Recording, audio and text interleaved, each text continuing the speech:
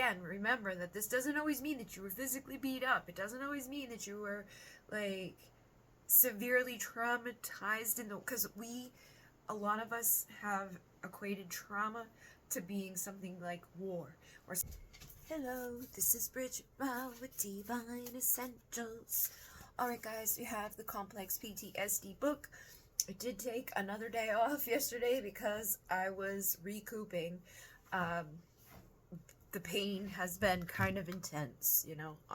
Both knees are severely bruised, and you know, the left one was the bad one, then I hit the right one, and so like now the left one's better than the right one, but they're both not perfect.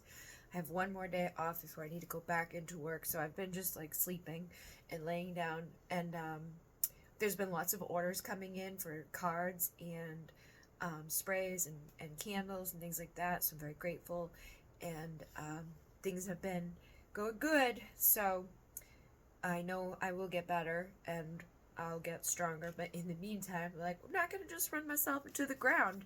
And tonight we're talking about how CPTSD affects the mind and body. Children require consistency, caregivers who are predictable, and help children develop clear expectations about themselves. Sometimes the trauma begins within the first months of being born, and such early childhood memories are not like typical memories, may not have images or a clear story. Instead, you might experience emotions without understanding why, or even physical sensations of unknown origin. The most common experiences among individuals include cognitive distortions, so inaccurate beliefs about oneself, others, and the world, okay?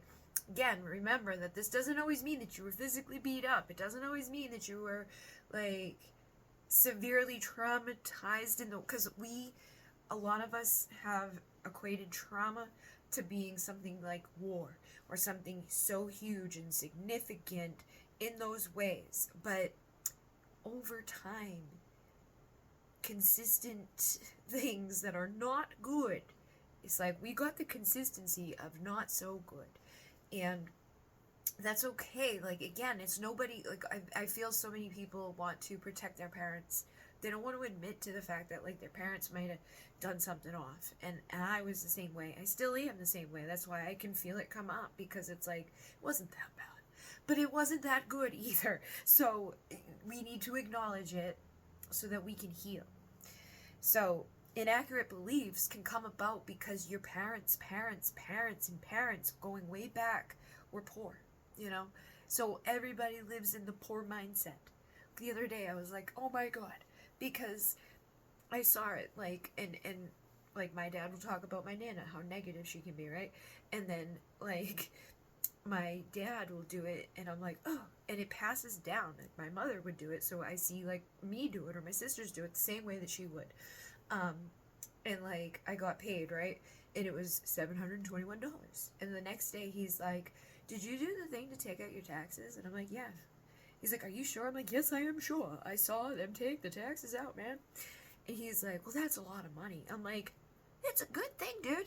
But, like, inferring that it, like, must be some mistake, or that, like, that can't all be for you. You're gonna have to pay. Like, did you do zero? What? I'm like, what does it matter, man? Shut up. Like, I just, like, oh, because then it gets into your head, you know? And, like, if your parents are like, oh, money is the root of all evil, and you don't want to be evil, it's going to be hard for you to get money. And a lot of people have that type of belief, which we need to become conscious of and be like, oh, shit, we got to change that. Like, I had beliefs that, like, I did a thing not too long ago, around the same time that I took the medicine for, like, getting rid of parasites in the body, and was like, you know what, let me remove things out of my world that are, like, causing blockages. And since then, things have been getting better. So I know I had some beliefs up in there that I was looking at money as, like, being a joke, because I'm awake, right? I'm aware of the conscious, like, things here, and, like, how it's no longer backed by gold, and, like, they just keep printing it, and, like, inflation, and blah, blah, blah. So I was looking at it as, like, this is such a joke, you know, like, it's just, it's like Monopoly. But because of that, money didn't trust me. So these beliefs were up in my subconscious, whatever, and I did the work to reprogram that. okay? So I need to keep doing that, though. I need to keep finding, like, where my beliefs are and what beliefs I could have had passed down to me from my ancestors. So we want to become aware of those things and really think about it, because you may not really believe it yourself, but your subconscious may. So when you go do like a guided meditation, which there's tons of free ones on YouTube, I will make some as well and put them out there. I have made some in the past, but they do help to get rid of that. Emotional distress is the other. Frequent feelings of being overwhelmed, anxiety, helplessness, hopelessness, despair, deep loneliness, shame, unfairness, injustice, depression, suicidal thoughts, triggered by social loss, abandonment, and disconnection. So I know a lot of people have probably struggled with one or some of those things. Depression, I know a lot of people out there who are dealing with depression. I know other people are dealing with like the anxiety. I know some people get into despair. I mean, I do it myself, and some days it's like a roller coaster in and out of all of them. It's like, whoa. So sometimes, we just have these things going on, but this can be an indicator that there's something deeper that we can like drudge up, heal, and rebalance. Disturbing somatic sensations. Historical threats are maintained as uncomfortable body sensations or somatization in which psychological distress presents into the form of physical symptoms. So I know a lot of things are connected too. Like somebody the other day was like, your knees are connected to your solar plexus. So, and it's interesting, right? Because my knees are messed up right now, but the last time something was messed up was like the tops of both of my feet, which also connected to their solar plexus. And I'm like, okay, where am I giving my power away? Like, sometimes we do things like that. Sometimes we just feel like not very powerful. Sometimes we just give up because it's easier, and I know I've been having a lot of that type of stuff come up, so I'm not surprised that my knees are getting all banged up and hurt, because it's like, oh, I'm fucking with my power. But I can heal that by acknowledging it and stepping fully into my power and keep trying, okay? Then disorientation, inaccurate beliefs, emotions, and body sensations contribute to a loss of distinction between the past and the present. So sometimes we can get, like, I know for myself, I have a hard time with time. Like, I could think something was a year ago that was 3 years ago. I could think something that was like 6 minutes ago was like 5 hours ago. My concept of time can really get distorted, and I get upset about it sometimes, because it's not that I don't care or whatever. It's just that I was like probably disassociating throughout most of that time in those blanks in my life. There's blanks in my life. Like there's people I dated for months at a time that I don't even know who they are. I don't have a name. I don't remember anything about them. Like, I was just disassociated hanging out with somebody that like I vaguely have a memory of. And it's only because it's surrounded by something that was traumatic, And I know there's a lot of things like that in my history. Like, when I saw a video tonight, and the guy was like talking about something he saw, and he was like a reaction video about like this drama situation that had played out, and he was so like, oh my god, about it, because he could not believe like the level of disrespect and the level of like just no loyalty being present in the circumstance. And I had experienced the exact same type of thing. So like watching his reaction to it was like, yeah, man, it is fucked up. Because he's like, I would need counseling. I would need, like, I can't even imagine. Like, he was so about it. And I literally went through like the exact same freaking level of it was the exact same circumstance. The only thing was that there was no child involved, but there was exact same fucking things going on with people knowing things that you don't know. And his reaction to it like reminded me that like, oh yeah, man, like there has been a legitimate reason for you to feel certain ways, because sometimes again there's that part in us that's like, I feel bad. I feel bad to be the victim. I don't want to make other people be the bad guy. Like, because we care. We love others. And we get it. Okay? Because, like, in the circumstance that I went through, right, there was a common denominator problem. However, the fact that he could become that common denominator problem with the people that he did is a very big betrayal. But I can recognize it because I did a very big betrayal based off of how he was. Not to the level that had happened with myself, but does it even matter? You know what I mean? Because we learn the lessons, but yeah, these things happen. We all go through shit, and there's reasons for it. We're evolving, we're growing, we're healing. We can take it and be like, and let it fuck us up forever, or we can take it and learn from it and become stronger for it. And you know, things keep coming up. It's like, just be your authentic self. Like, you can't change your truth. And if at the end of the day the truth is that you didn't really do much wrong, and like you're just trying to acknowledge it so that you can heal it, then that's okay. And even if you did do something wrong, you can acknowledge it and heal it. And you're gonna have to be authentic and be like, yeah, I guess I fucked up by boopity beep, you know. And just know that usually you're gonna see the other side of those things anyways. You're gonna see the karma when you acknowledge, like, I did that and then that happened. You know, like, I can see why maybe that did, you know. Maybe it wasn't to the level, or maybe it didn't feel to the level, but maybe it was.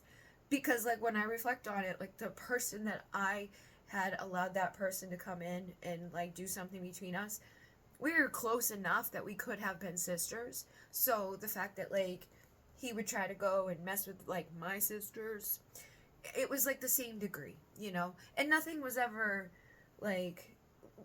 went to a certain point, you know. But it was still, like, my mom knew.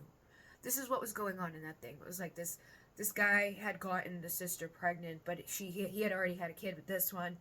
And, like, everybody knew except for her, who was still with the guy that had the kid.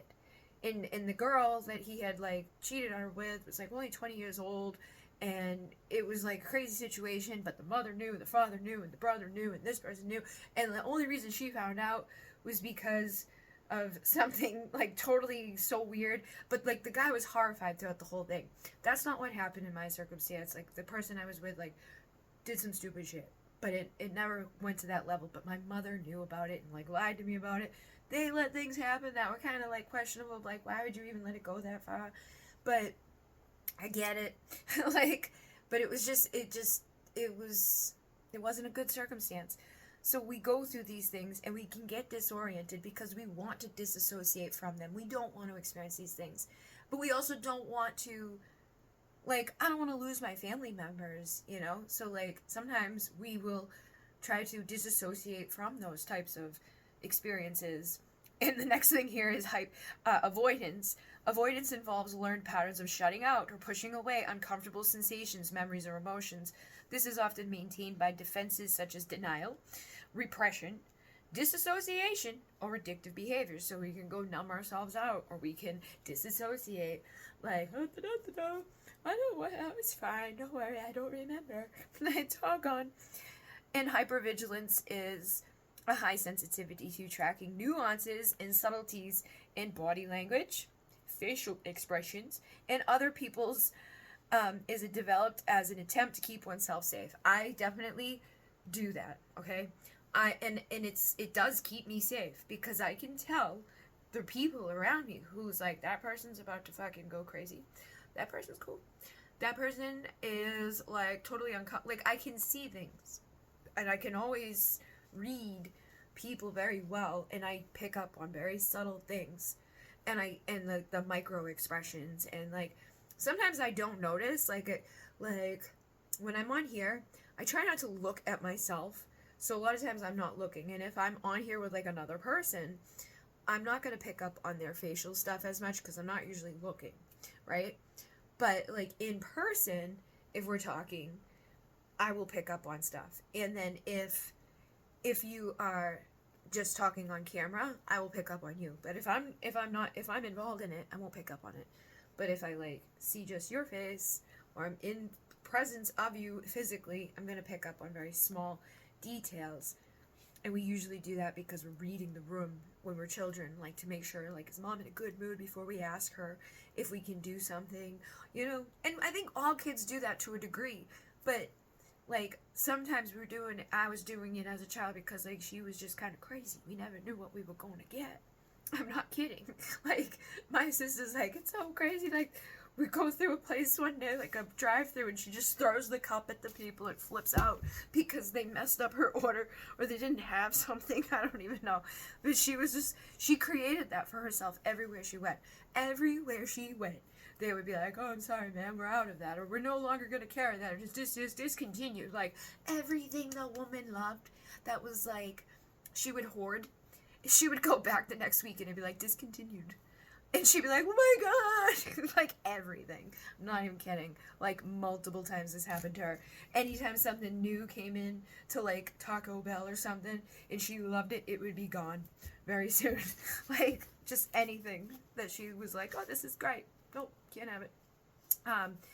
Other symptoms of CPTSD can be feelings of irritability, self-harm, self-injury, such as cutting one's own skin, pulling your hair out, eating disorders such as binge eating, bulimia, anorexia, emotional eating, social anxiety, agoraphobia, or paranoia, difficulty concentrating, impulsivity or recklessness, excessive risk-taking and promiscuity, outbursts of anger, suicidal thoughts, plans or attempts, addiction, and difficulty maintaining a job.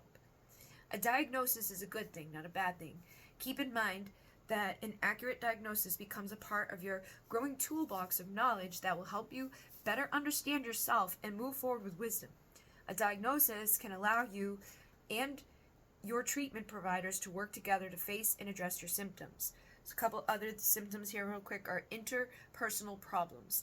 Ineffective interpersonal relationship dynamics include withdrawing from, blaming, pushing away, criticizing friends or loved ones unnecessarily.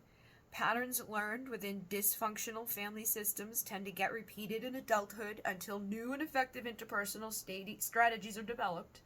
Brain development, abuse, and neglect produce measurable changes in the brain structures that are associated with deficits in social skills and academic success.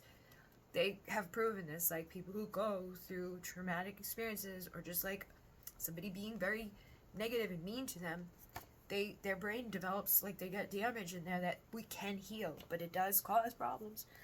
Health problems. Unresolved CPTSD is a significant cause of physical health concerns in adulthood.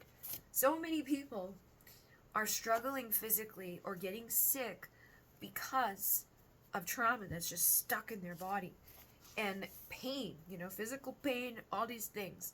Tomorrow we're going to talk about mental and emotional symptoms. But yes, be aware of your body. And I know for myself, I have a hard time, like, sometimes, like, when I hurt my knees, right? I was like, I don't even know. Like, I don't remember hurting my knee. But I must have, because it hurts, right?